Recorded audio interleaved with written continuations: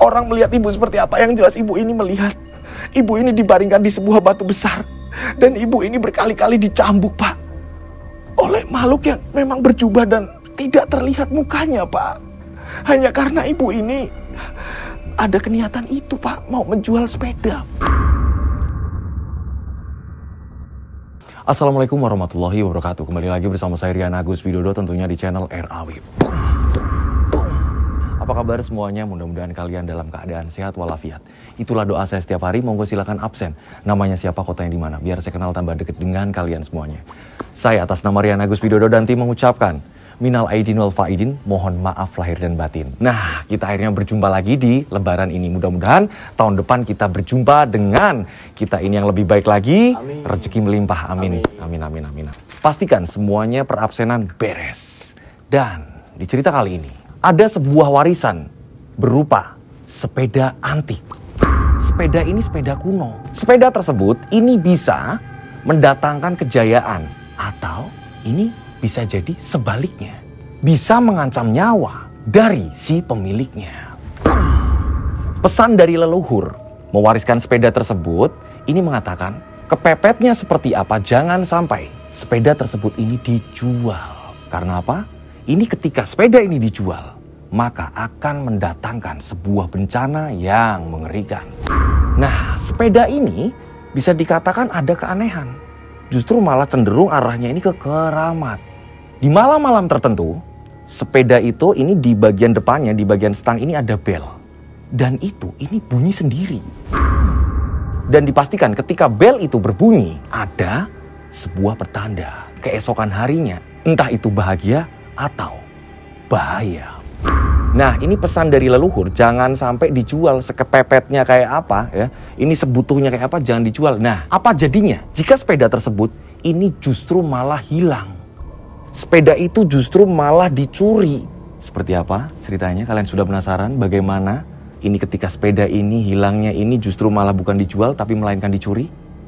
Tak perlu lama-lama lagi, kita langsung saja menuju ke ceritanya.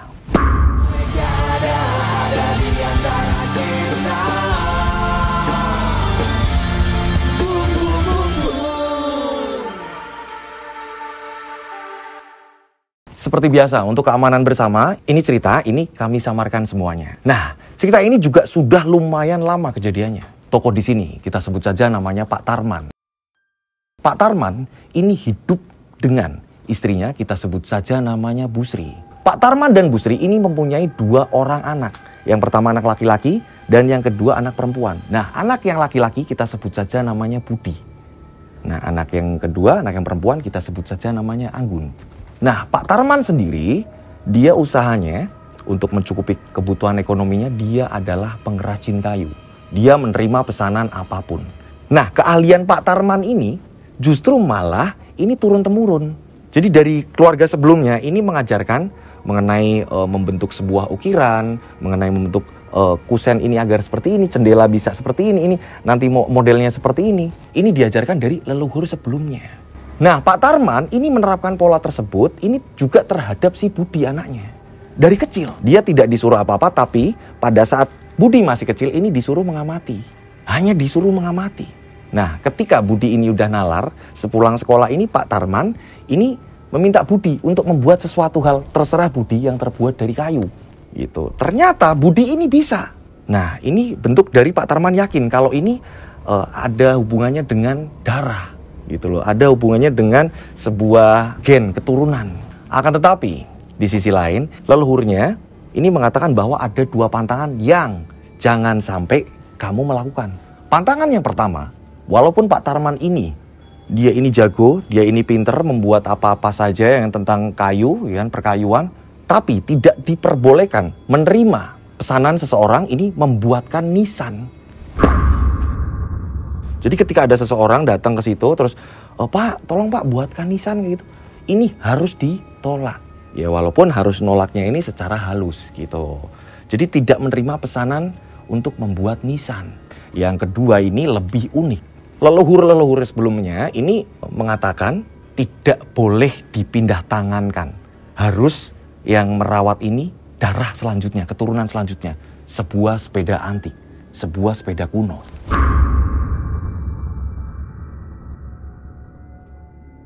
Bisa dikatakan sepeda tersebut ini sepeda keramat. Leluhurnya sebelumnya ini mengatakan bahwa walaupun kepepetnya seperti apa, sepeda ini jangan sampai dijual. Ini sepeda bukan sembarang sepeda. Dan sepeda tersebut ini jadinya ini kayak dibuat tempat jadi kayak hiasan jatuhnya. Bukan untuk sepeda biasa sehari-hari, ini enggak. Ditaruh di ruang tamu, dikasih pernak-pernik dekat dengan kursi tamu. Jadi ketika ada tamu datang ke situ, ini pasti matanya ini tertuju terhadap sepeda antik itu. Dan tak jarang tamu ketika datang ke situ, ini selalu menawar, "Pak, ini sepedanya ini mau dijual nggak ya, Pak? Saya kok tertarik ini, Pak. Ini sepeda ini udah nggak produksi lagi yang kayak gini-gini. Ini zaman dulu kok. Zaman Londo ini loh, Pak. Zaman Belanda. Kira-kira kalau dijual berapa, Pak? Berapa, Pak?" Dan di sini Pak Tarman tetap saja mengatakan sepeda tersebut tidak dijual. Nah, ini nggak cuma satu orang. Ini banyak orang ketika datang ke situ yang awalnya ini pesan lemari atau apa-apa segala macam. Ketika melihat sepeda tersebut, ini tiba-tiba dia berubah pikiran. Pak, ini kalau sepeda ini aja gimana, Pak? Saya nanti pesannya ini nih. Uangnya saya buat beli sepedanya sampai ini unik loh. Ini harganya. Nah, apalagi kalau ketemunya pas kolektor. Dia berani ini menawar dengan harga yang sangat wow. Tapi lagi-lagi Pak Tarman sama sekali tidak tergoyah. Dia masih utuh dengan pendiriannya. Pesan dari leluhurnya ini mengatakan sekepepetnya apapun ya, ini gimana caranya lagi butuh-butuhnya, ini jangan sampai sepeda itu dijual. Harus tetap dirawat. Bahkan ini ada malam-malam tertentu sepeda tersebut harus dimandikan.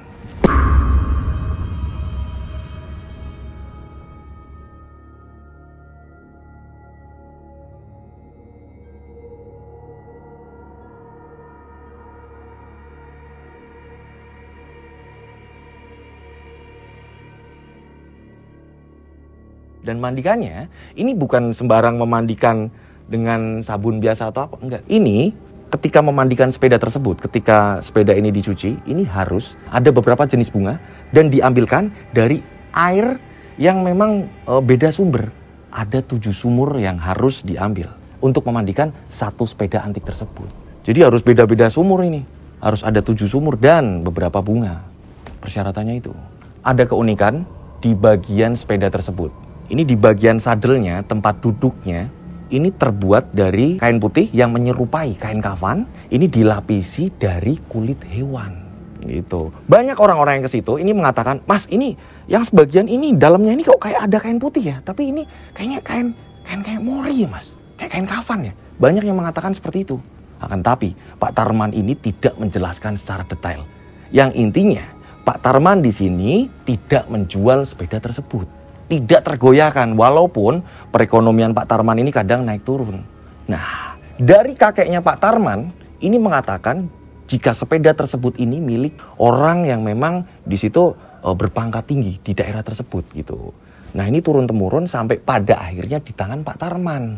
Pada saat teman-teman Budi ini main, namanya juga anak-anak ya kan, namanya anak kecil gitu kan ya, melihat sepeda yang unik, yang baru pertama kali mereka lihat gitu kan ya. Mereka ini otomatis kan pengen main sepeda itu. Gimana sih rasanya naik sepeda bentuknya kayak gini? Gimana sih rasanya? Mereka ini penasaran. Dan ini tidak cuma sekali. Bahkan bapaknya Budi, Pak Tarman, ini selalu mengatakan, "Budi, kalau main jangan di ruang tamu." Bu, bilangin sama Budi sama teman-temannya ya. Ini jangan main ke ruang tamu. Ibu paham sendiri kan tentang sepeda ini? Iya, Pak. Nah, ada sesuatu hal yang di sini sedikit bertolak. Jadi istrinya Pak Tarman ya ini kurang percaya dengan hal-hal seperti itu. Jadi wajar lah Pak, itu kan warisan kayak gini. Tinggal gimana kitanya aja, nggak usah terlalu dibikin horor atau apa, misteri atau apa. Udahlah Pak, orang sepeda biasa kok. Akan tetapi Pak Tarman tetap bersikukuh bahwa sepeda itu keramat. Bisa mendatangkan bahagia atau sebaliknya. Di antara teman-teman Budi, salah satunya ada, kita sebut saja namanya Doni. Dari sekian banyak teman-temannya Budi, hanya Doni yang tidak kepo, yang tidak pengen mendekat pada sepeda antik tersebut. Justru Doni, ini ketika teman-teman yang lain pada saat main di tempatnya si Budi, Doni ini justru malah mendekat ke tempat kerjanya Pak Tarman. Ada apa, Le? Iya Pak D, ya ini pengen lihat-lihat Pak D bikin kursi, meja gitu. Oh ya, kamu jangan kayak teman-temanmu ya. Terus kamu sendiri juga nih, yo jangan sampai kamu masuk ke ruang tamu terus mainin sepeda itu. Enggak kok Pak D, Doni enggak berani. Nah, Doni ini bapaknya, kita sebut saja namanya Pak Yono. Mereka ini kenal dekat. Mereka ini bersahabat antara bapaknya Budi dengan bapaknya Doni. Bapaknya Budi ini Pak Tarman, bapaknya Doni ini Pak Yono. Kita sebut saja namanya Pak Yono. Mereka ini juga kenal, antar orang tua ini mereka kenal. Nah, dari sekian banyak itu, Doni ini yang nggak pernah penasaran. Dan Doni ini nggak bandel. Doni justru malah pendiam orangnya. Beda dengan si Budi. Nah, yang biasanya ini ada tanda dari bunyi bel, ya kan, di tiap malam-malam tertentu. Ini berjalannya waktu sampai Budi dan Doni ini masuk SMA. Sepeda itu tidak menampakkan apa-apa. Tidak memperlihatkan sesuatu hal yang janggal atau apa, sama sekali tidak ada.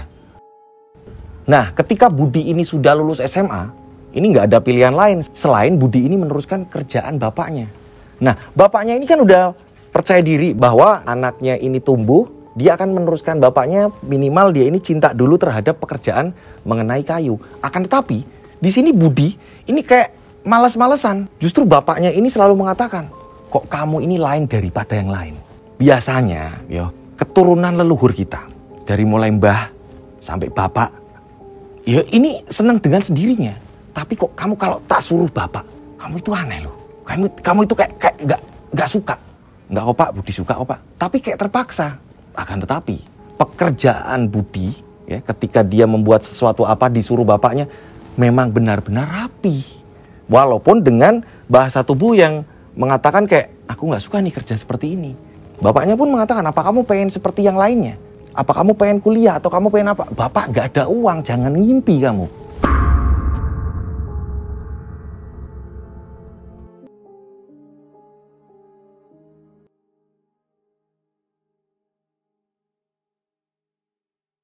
Nah, berjalannya waktu, ini banyak pengrajin-pengrajin kayu yang lainnya. Ini yang membuat Pak Tarman ini banyak persaingan. Akhirnya berpengaruh ke perekonomiannya Pak Tarman. Merosot. Pesanan-pesanan ini justru malah ini ke tempat yang lain, bukannya ke tempat Pak Tarman. Ini Bu Sri tiba-tiba berpamitan, Pak, ibu kayaknya kok sakit Pak.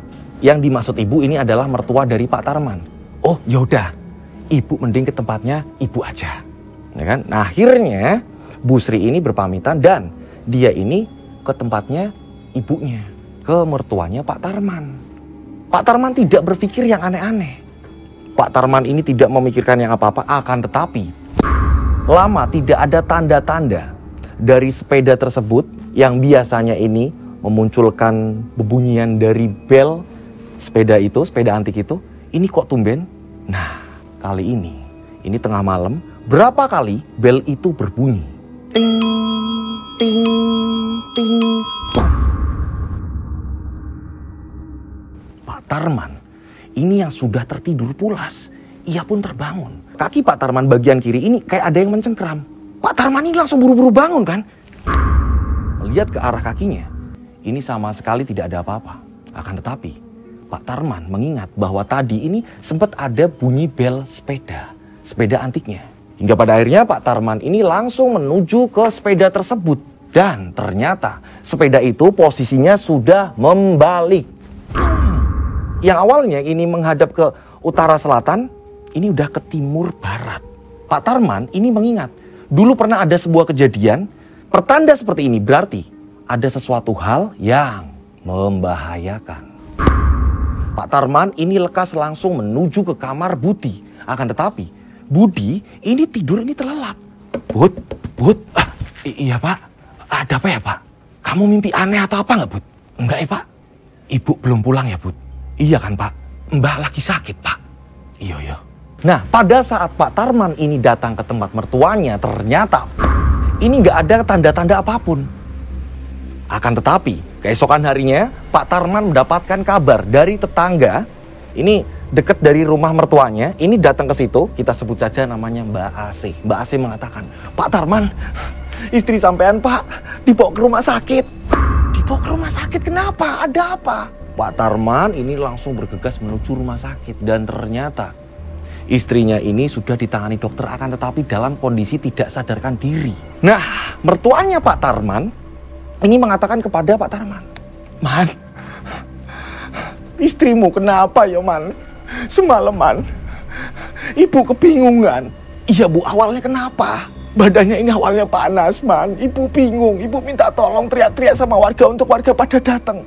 Tapi nggak tahu kenapa kulitnya istrimu ini langsung tiba-tiba bersisik, tiba-tiba hilang, bersisik, tiba-tiba hilang, terus-menerus seperti itu, Man. Ibu takut kenapa-napa." "Lah kok bisa, Bu? Ada apa?" Singkat cerita, berapa hari di rumah sakit, ini istrinya Pak Tarman barulah siuman. Dan ketika siuman ini langsung minta maaf kepada Pak Tarman. "Pak, maafin ibu, maafin ibu." "Bu, ibu kenapa? Ada apa?" "Ibu bingung, Pak." Nah, istrinya Pak Tarman ini mengakui, "Pak, maafin ibu, Pak." "Apa, Bu? Sebenarnya apa yang dilakukan ibu? Dan Bapak nggak tahu penyakitnya ibu ini apa?" Yang jelas Bapak ini pernah dengar dari leluhur Bapak, Bu. Ini kedok tular, Bu, memberikan sesuatu pengertian bahwa ketika ada kenyataan jahat di keluarga kita dan tidak bicara jujur, maka sekujur tubuhnya ini akan bersisik, Bu. Keterangan dari ibu mertua mengatakan seperti itu, Bu. Ibu ini mengalami hal yang seperti itu, Bu. "Ibu kenapa?" Di sini istrinya Pak Tarman menjelaskan, "Iya, Pak. Ibu kebingungan, Pak. Saat itu kan benar-benar kita ini lagi banyak kebutuhan, Pak. Ibu bingung dan Bapak ini kok kenapa malah nggak ada greget untuk nyari uang selain berpegangan pada kerajinan kayu, Pak. Mbok nyari yang lain, ibu bingung. Nggak ada pilihan lain. Ibu ini sempet, Pak. Sempet sudah memegang sepeda itu mau ibu jual, Pak. Karena saat Bapak nggak ada di rumah ini ada yang menawar, terus harganya ini tinggi. Akan tetapi nggak tahu kenapa tiba-tiba perasaan ibu nggak enak. Ibu nekat mau jual sepeda itu." "Iya, Pak. Tapi kan ibu nggak jadi, Pak. Tapi kenapa ibu seperti ini? Bahkan Bapak pengen ngerti selama ibu nggak sadar. Dan ibu nggak ngerti seperti apa orang melihat ibu seperti apa. Yang jelas ibu ini melihat ibu ini dibaringkan di sebuah batu besar. Dan ibu ini berkali-kali dicambuk, Pak, oleh makhluk yang memang berjubah dan tidak terlihat mukanya, Pak.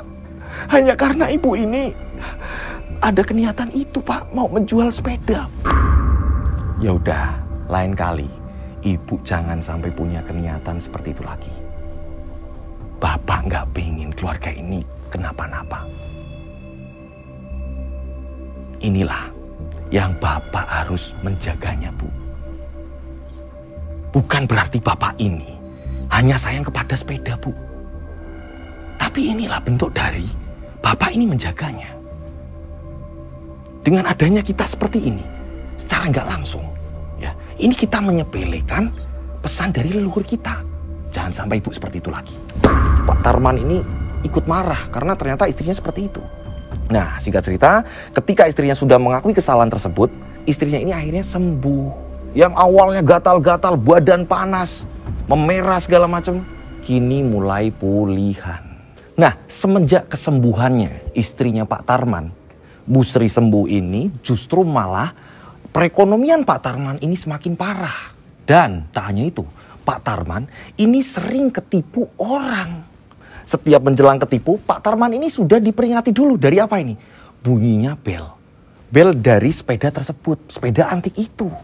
Yang memang beberapa tahun ke belakang ini nggak pernah bunyi, tapi akhir-akhir ini bel itu bunyi. Dan bunyinya ini tepat setelah melewati ini jam 12:30 dini hari. Jam 1, jam 1:30, bel itu berbunyi. Dan ketika bel itu berbunyi, ini sudah dipastikan Pak Tarman ini terbangun. Akan tetapi seperti ada yang menyengkeram kakinya Pak Tarman. Bu, kenapa, Pak? Ibu dengar, Bu, ada suara bel dari sepeda. Enggak, ya, Pak. Nah, Pak Tarman kembali lagi ngecek. Dan ketika posisi sepeda itu berpindah, dan anehnya ini, perpindahannya ini benar-benar terlihat. Bu, ibu enggak merubah sepeda itu kan, Bu? Semenjak ibu ini udah sembuh, Pak, ibu nggak berani-berani lagi, Pak. Ada apa ya? Dan ternyata emang benar. Keesokan paginya, Pak Tarman ini ketipu orang, dapat pesanan, akan tetapi ternyata memang ini tidak sesuai. Pak Tarman ini ketipu ketika Pak Tarman ini belanja kayu lah apa segala macam. Dan ini terus menerus yang membuat Pak Tarman ini memang benar-benar bisa dikatakan nyaris bangkrut. Hingga pada akhirnya ini berjalannya waktu, ini Pak Tarman ini hutang kiri kanan. Karena memang link-link Pak Tarman ini sudah Pak Tarman mintai. Pak Tarman bingung harus kemana lagi nih aku, harus kemana lagi. Pada suatu ketika Pak Tarman ini lagi nyari pinjaman. Di mana memang Pak Tarman ini udah ada pesanan, akan tetapi Pak Tarman belum beli bahannya. Dan uangnya ini udah kepake duluan untuk gali lubang tutup jurang karena memang utangnya ini banyak. Pak Tarman ini saat lagi minjem-minjem di pasar tidak sengaja ketemu sama Doni. Doni ini sahabatnya Budi. Gitu, sahabat dari dulu. Dan bapaknya Doni, Pak Yono ini kan memang kenal akrab dengan Pak Tarman. Pak Tarman ingat, oh iya, aku tempatnya Yono aja.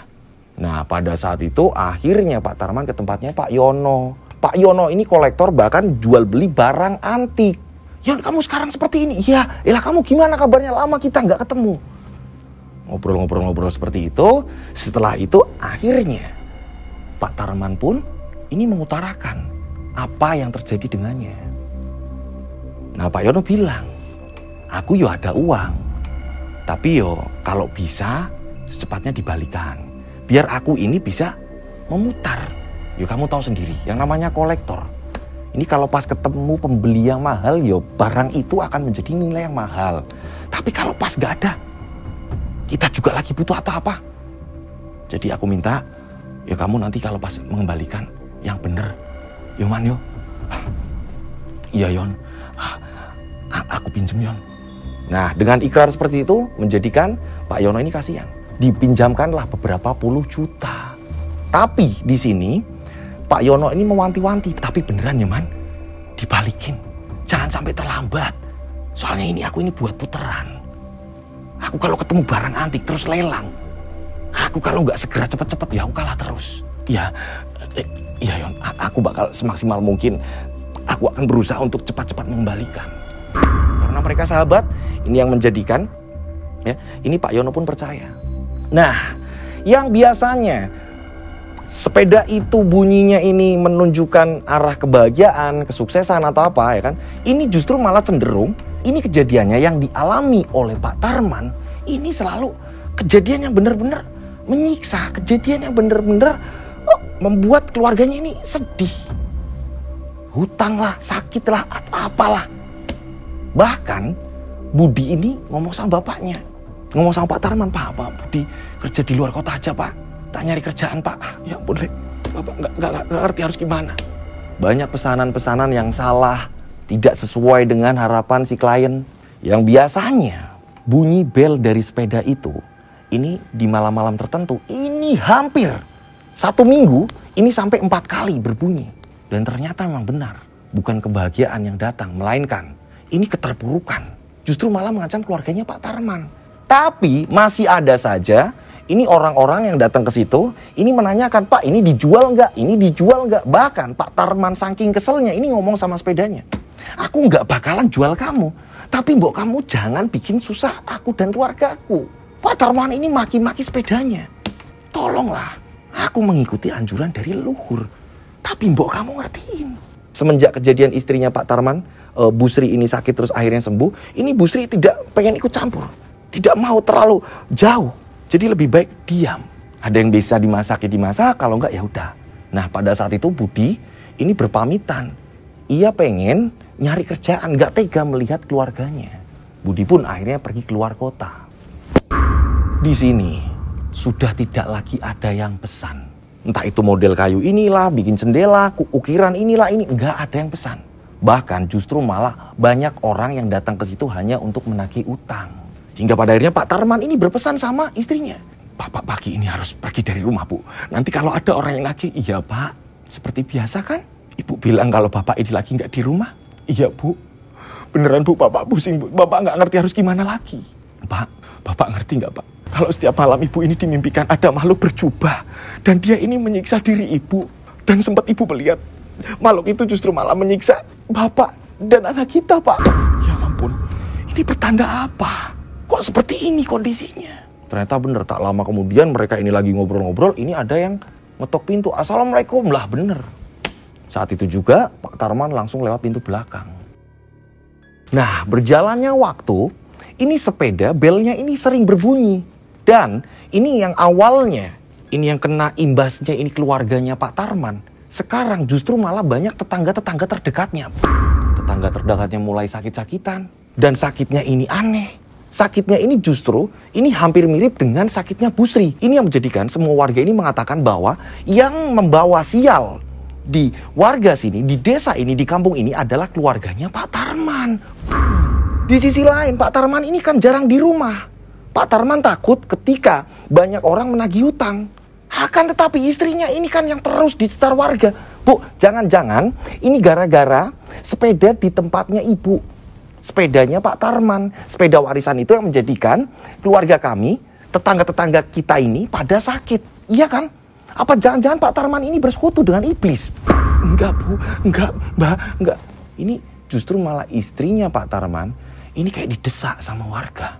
Ini semua diakibatkan karena jenis penyakitnya Bu Sri, ini awal gejalanya sama persis yang diderita warga.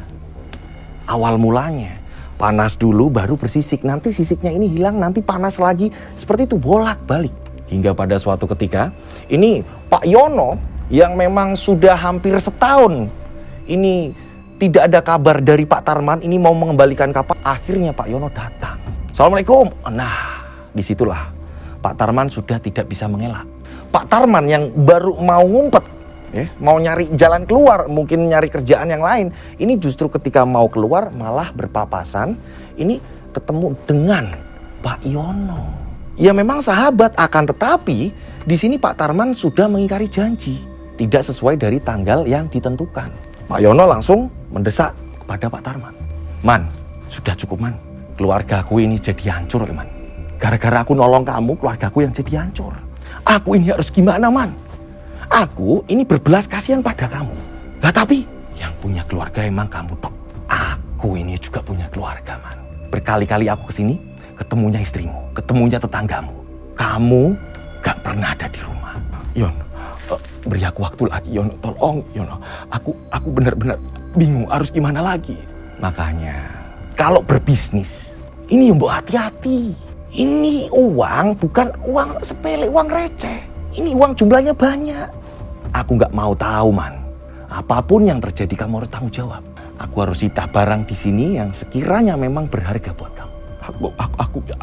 Aku harus gimana? Di sini yang paling berharga apa? Sertifikat rumah gimana? Sudah aku gade ke bank. Ternyata sertifikat rumah pun ini sudah digade di bank untuk menutup hutang yang lainnya. Terus apalagi nih? Dicari nih. Gak ada. Ya udah, aku tahu kamu sayang banget sama sepeda antikmu itu. Kalau itu jangan beneran, Yon. Jangan Yono. Pokoknya selain itu boleh, tapi jangan sepeda.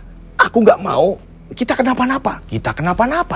Loh, ini biar kamu ada greget untuk mengembalikan uang loh. Mereka lagi ngobrol seperti itu, tiba-tiba sepeda itu roboh dengan sendirinya malah. Buak! Dan di situ ini kan siang posisinya. Bel itu terlepas dari stang sepeda. Dan jatuhnya ini tepat di kaki sebelah kiri dari Pak Tarman. Yon, ya kan? Aku sih nggak percaya hal-hal seperti itu. Yaudah Yon, aku minta waktu. Mungkin 1 minggu. Awas loh, kalau 1 minggu kamu nggak ada kejelasan, aku akan sesuka hatiku juga. Kita sahabat, tapi masalah uang, maaf, terlambat. Udah sekarat aku ini. Jangan pernah mainin aku lagi. Aku punya keluarga juga. Apa, kamu percaya apa? Nah, pada saat itu, Pak Yono merebut ini bel yang lepas dari stang, yang tadinya ini di tangan Pak Tarman. Apa? Kamu terlalu percaya dengan hal-hal seperti ini. Brah, justru malah ini dibanting di depan Pak Tarman. Brang, Yono. Lah, apa ini? Ya karena bagi Pak Tarman, sepeda itu berarti. Dan ini Pak Yono kok nekat membanting bel sepeda itu. Yang dimana warga ini tidak suka dan warga percaya bahwa apa yang diderita mereka disebabkan oleh sepeda tersebut. Nah, Pak Yono pun akhirnya pulang, tidak membawa apa-apa. Tapi Tarman hanya menjanjikan bahwa minggu depan akan segera melunasi. Entah itu berapapun mungkin akan dicicil gitu kan. Akan tetapi ini dijanjikan minggu depan. Nah, singkat cerita berapa hari kemudian Tarman tak ada jalan keluar. Bahkan justru Tarman ini semakin dikejar-kejar oleh para orang-orang yang sudah memberi pinjaman. Semua mencecar Tarman, tak hanya itu. Istrinya juga sama. Warung-warung lah apa, belanjaan lah segala macam. Lah untuk bertahan hidupnya, listrik lah apalah segala macam. Wah, mereka ini benar-benar kondisinya semakin miris. Dan mereka selalu dimimpikan hal-hal yang aneh. Akhirnya Bu Sri ini menyerah. Kalau pas Bapak keluar kemana, Ibu mohon izin ya Pak. Izin apa ya Bu? Ya Ibu paling enggak harus pulang ke tempat Ibu Pak. Nanti pulangnya kalau sore atau apa gitu aja lah Pak. Yang Bapak takutkan, ya kalau Ibu ini pergi atau apa, malah justru Bapak ini dapat job Bu.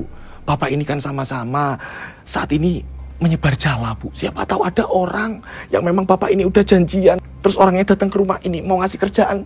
Kalau nggak ada orang gimana? Ya Pak, tapi Ibu takut juga Pak kalau ada orang ini datang. Apalagi kalau mereka ini udah nyuruh bodyguard atau apa segala macam. Ibu bingung Pak. Sementara anak kita ini ya kan mungkin kondisinya ini belum punya uang. Kenapa mereka ini nggak ada kabar Pak? Bapak kok bingung ya Bu? Ya, terserah Ibu. Nah, hingga pada akhirnya 1 minggu sudah Tarman tidak bisa mengembalikan. Dan saat sore hari Tarman pulang, Tarman melihat seluruh pintu rumah kuncian. Berapa kali Tarman ini ngetuk pintu nggak dibukain istrinya. Tak lama kemudian Tarman ini pun keliling rumah, dicek jendela dibuka segala macam. Ini mau maghrib, lampu kenapa, listrik kenapa tidak dinyalakan? Tarman ini akhirnya nyari sekeliling rumah, ke belakang nih. Nah, belakang rumahnya Tarman ini ada kamar mandi, ada toilet di situ. Saat Tarman ini melangkah, udah deket sama toilet, justru malah Tarman dikagetkan. Ada suara orang menangis. Suara siapa? Saat itu, Tarman pun langsung membuka kamar mandi tersebut. Ternyata ini istrinya Tarman sedang ketakutan. Kamu ngapain dek? Nah, ini memang kamar mandi bisa dibuka dari luar. Istrinya ini ngumpet di situ. Aku takut Mas, aku takut. Kamu kenapa? Aku ngerti Mas. Istrinya ini mukanya ini benar-benar pucat. Udah masuk. Udah nggak ada yang nagih lagi. Nah, pada saat diajak masuk, ya duduk di ruang tamu depan, Tarman justru malah yang kaget. Loh, Dek, sepeda kemana? Sepeda ini tiba-tiba tidak ada pada tempatnya. Itu Mas, maafin aku Mas, aku nggak ngerti harus gimana lagi Mas. Ini di mana sepeda Dek? Ini kita bakal celaka Dek kalau sepeda ini hilang. Nah, istrinya ini mengatakan jika Pak Yono ini datang ke sini mengambil paksa. Tarman sontak pada saat itu. Tarman ini kaget. Yono nekat mengambil sepeda ini. Singkat cerita, akhirnya Tarman ini datang ke tempatnya Yono. Dan mengatakan kepada Yono, Yon, kenapa kamu seberani ini? Aku harus apa? Mengambil apa lagi? Barang yang paling berharga yang menurut kamu hanya sepeda kan? Kalau aku mengambil yang lainnya, aku yakin kamu tidak akan kesini, tidak akan menyelesaikan masalah ini. Yon, tolong. Tapi jangan diapa-apakan sepeda ini. Aku nggak mau sepeda ini berpindah tangan. Tolong jangan dijual. Loh, itu terserah aku. Aku tadi aja kaget. Sebelum kamu kesini, ada tamuku. Ini sampai menawar dengan harga yang mahal. Ya ini mungkin terserah aku. Aku mau jual berapapun. Nanti aku tinggal ngembaliin sisanya ke kamu. Dan ketika memang utangnya belum cukup, ya terserah aku. Yon, tolong Yon, aku nggak mau keluargamu kenapa-napa. Alah, kita sama-sama sebagai kepala rumah tangga. Jadi kita harus pinter gimana cara menyelamatkan keluarga kita. Tolong Yon, tolong sekali. Jangan dijual. Boleh di sini tapi jangan dijual. Ya, aku nggak mau kamu kenapa-napa. Mitos. Saat itu, ya kan? Akhirnya ini Tarman ini mencoba untuk memohon terus-menerus. Setelah itu Tarman pun pulang. Pada saat Tarman pulang, ini malam harinya nggak tahu kenapa Tarman benar-benar dia ini gelisah melihat tempat sepedanya. Ini sudah nggak ada sepeda. Tempat sepedanya ia lap lagi. Ya ampun. Ampuni saya kek. Mbak Puyut semuanya. Ini Tarman ini mencoba untuk minta maaf. Nah, pada saat itu istrinya ini nggak berani mendekat kepada Tarman. Aku mending di kamar. Nggak tahu kenapa, istrinya ini ngerasa ada yang aneh. Dia ini tidur-tidur ayam. Gitu sih. Jadi tidur antara tidur dan enggak. Antara tidur dan enggak, antara tidur dan enggak. Nah, tetapi ini tepat di jam 2:30 dini hari, istrinya ini dikagetkan dengan teriakan suaranya Tarman. Tolong, tolong, tolong. Istrinya langsung keluar. Ternyata Tarman ini tertidur, ya. Ini dalam keadaan terlentang, bajunya ini terbuka. Dan seluruh badannya ini memerah. Seperti ini bekas cambukan. Mas kamu. Tarman pun menjelaskan, jika Tarman bermimpi, dirinya ini benar-benar ini diterlentangkan, ya, diterlentangkan di atas batu. Tangannya ini digembok dengan menggunakan besi yang sangat tebal. Dan Tarman ini berkali-kali dicambuk oleh makhluk yang berjubah. Ini yang dirasakan Tarman. Saat Tarman bangun, Tarman merasakan perih sekujur tubuh. Masa iya ini jadi kenyataan? Dan baru pertama kalinya ini terjadi di kehidupan Tarman. Paginya, saat Tarman mau mandi, ini merasakan perih. Sedangkan ini tidak masuk akal. Menurut istrinya juga nggak masuk akal. Tarman juga aneh, merasa aneh. Masa iya seperti ini? Dan Tarman justru malah melihat dirinya sendiri. Bukan melihat orang lain atau melihat istrinya atau apa sih. Tarman justru malah melihat dirinya sendiri dicambuk-cambuk pada saat itu. Dan ternyata pada saat ia bangun, kondisi sekujur tubuhnya ini mengalami luka-luka cambukan. Nah, berjalannya waktu, ini ada keanehan lagi. Keanehannya apa? Tengah malam ketika Tarman dan istrinya ini udah mulai tertidur lagi, mereka berdua, kedua-duanya mendengar ada suara bel dari sepeda antik itu. Mereka terbangun, kaget, dan langsung ini saling berhadapan. Mas, aku dengar bel. Iya, Mas juga sama. Apa jangan-jangan? Nah, mereka pun langsung ke tempat sepeda itu. Istrinya ini menggenggam erat lengannya Tarman. Sesampainya di situ, ini di ruangan yang untuk naruh sepeda, ini sepedanya ini nggak ada. Terus ini bunyi dari mana? Akhirnya mereka pun melanjutkan tidur. Dan ternyata ini nggak cuma sekali. Terus menerus berulang kali. Ternyata istrinya Tarman ini mengalami banyak teror. Ini di dalam mimpi malah. Ini yang membuat istrinya Tarman ini semakin hari semakin ketakutan. Dan mengatakan, Mas ini harus gimana? Tarman kebingungan. Gak ada jalan keluar, bingung. Istrinya juga sama mengalami luka-luka juga. Ketika istrinya ini bermimpi hal yang aneh. Melihat ada sebuah siksaan, dirinya terlihat tersiksa gitu kan ya. Disiksa banyak makhluk-makhluk yang berjubah itu. Istrinya ketika terbangun ini sama.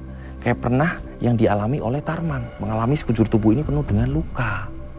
Nah, di sini Tarman ini punya firasat yang gak enak.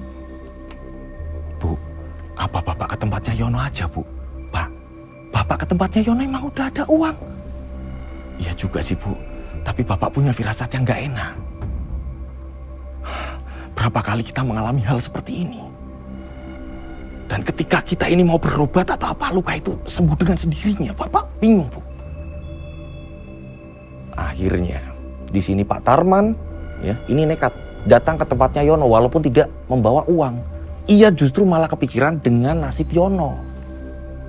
Yang pertama, Yono ini membanting bel dari sepeda antik itu. Dan yang kedua, Yono ini membawa sepeda itu tanpa izin dari Tarman. Sesampainya di rumah Yono, Tarman justru malah tercengang.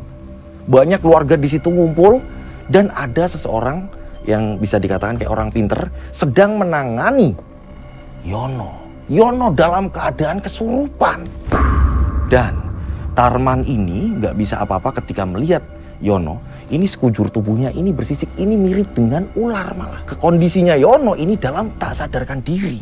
Dia terus meraung-raung. Dia terus melawan orang-orang yang berusaha untuk menenangkan Yono. Kedatangan Tarman, ini istrinya Yono, ini teriak-teriak, kamu Mas, ini semua gara-gara kamu ini semua. Nah, jadi benar-benar suasana ini kacau. Akhirnya, ya kan, karena memang di situ banyak saudara-saudara dan ada tetangga juga dan saling ditenangkan. Nah, Tarman ini bertanya, ini ada apa? Ada apa? Ini semua gara-gara sepeda itu. Ini yang gak aku inginkan. Awalnya bagaimana? Akhirnya Tarman pun mendengarkan cerita dari istrinya Yono. Singkat cerita, ya kan, ini Tarman ini benar-benar ini kepikiran terus dengan kondisinya Yono. Sedangkan Tarman berkali-kali disalahkan oleh pihak keluarganya Yono. Nah, berapa hari kemudian, ini siang-siang tiba-tiba ini kedatangan dari orang kelurahan. Assalamualaikum, dibukakan sama istrinya. Tarman ini udah ketakutan. Dipikirnya ini penagih utang datang. Tarman ini udah ngumpet. Ternyata ini dari petugas kelurahan. Dan mengatakan jika Budi, anaknya Pak Tarman, ini berada di rumah sakit. Dan ada di kota A. Saat itu juga Tarman yang ngumpet ya, ini tiba-tiba keluar kaget. Yang benar Pak, iya. Mereka berdua dan mengalami kondisi yang parah. Mereka ini kesurupan, sempat diamankan oleh warga, akan tetapi warga ini ketakutan dan langsung dibawa ke rumah sakit. Dan pada akhirnya mereka pun langsung bergegas ke rumah sakit yang dimaksud. Ternyata ini ketika mereka sampai di rumah sakit kaget. Kagetnya kenapa?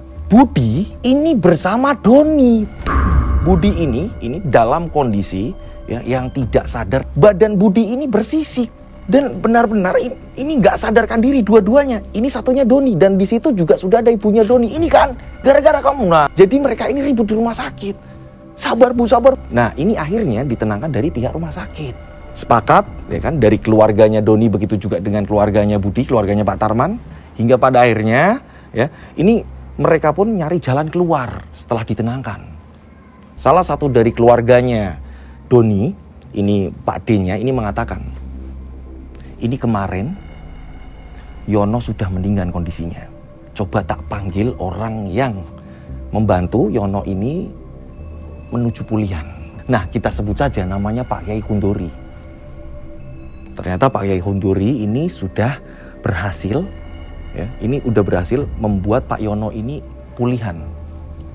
Dan saat melihat keduanya, antara Budi dan Doni ini mengatakan jika ini tidak jauh beda dari apa yang sudah dialami oleh bapaknya gitu. Jadi ini nggak jauh beda nih penyakitnya ini, serangannya ini sama apa yang dirasakan oleh Pak Yono, apa yang menimpa Pak Yono gitu. Singkat cerita, dirawat di rumah sakit.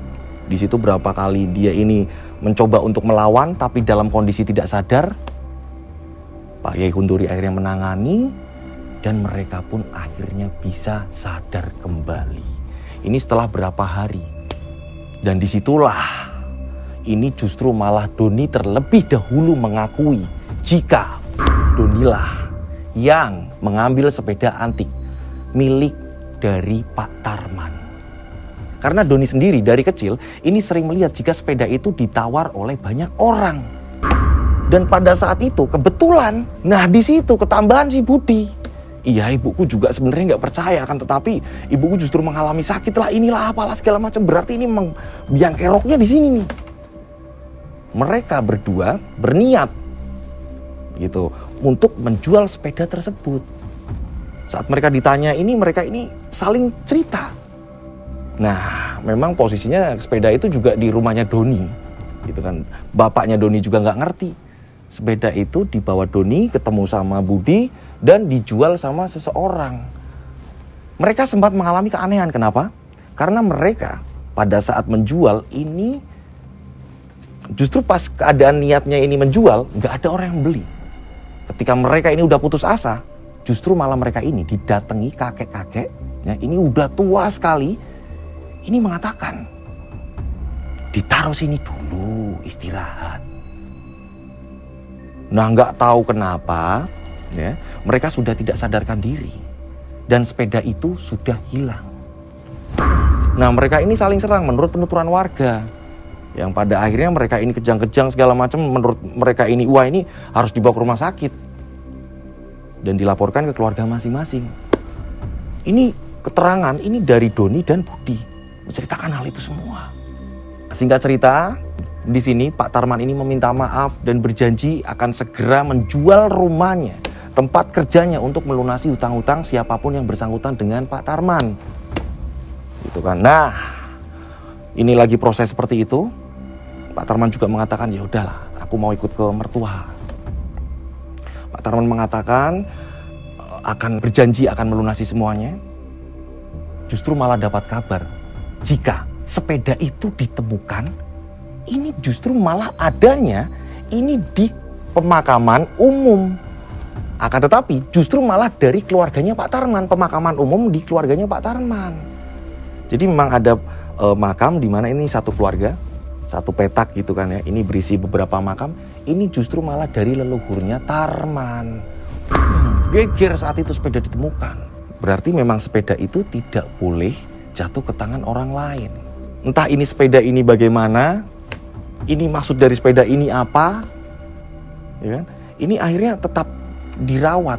Nah setelah itu rumah pun udah diserahkan ke bank. Mereka ini hanya mendapatkan beberapa uang gitu untuk menutup hutang-hutang. Mereka pun pindah ke rumahnya ibunya Bu Sri. Jadi kacau. Dan yang mereka bawa ya hanya sepeda dan beberapa barang-barang saja. Semuanya sudah habis terjual. Entah ini apa. Ini benar-benar mereka juga kebingungan. Hubungan antara keluarga Pak Yono ini terjadi kerenggangan. Gitu.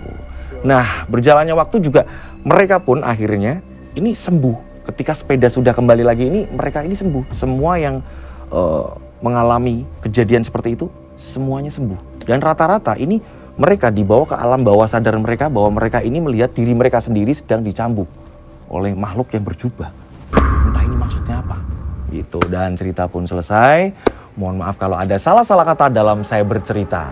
Terima kasih. Nah, buat teman-teman yang pengen ngirim cerita pengalaman kalian, monggo silakan, caranya gampang sekali, dikirim per paragraf atau per kalimat. Caranya seperti ini ya. Jadi kronologinya jelas, nama yang mau disamarkan jelas gitu. Kalau bisa jangan potong-potong ya, terus urutannya kalau bisa diurutin dengan secara jelas gitu. Jadi biar saya ini paham untuk urutannya. Gitu. Kirimnya kemana? Kalian bisa kirim ke DM Instagram saya @dodosinjo atau kalian bisa kirim ke nomor WhatsApp saya 0858 704 33336, 3-nya 4 kali. Saya ulang 0858 704 33336, 3-nya 4 kali.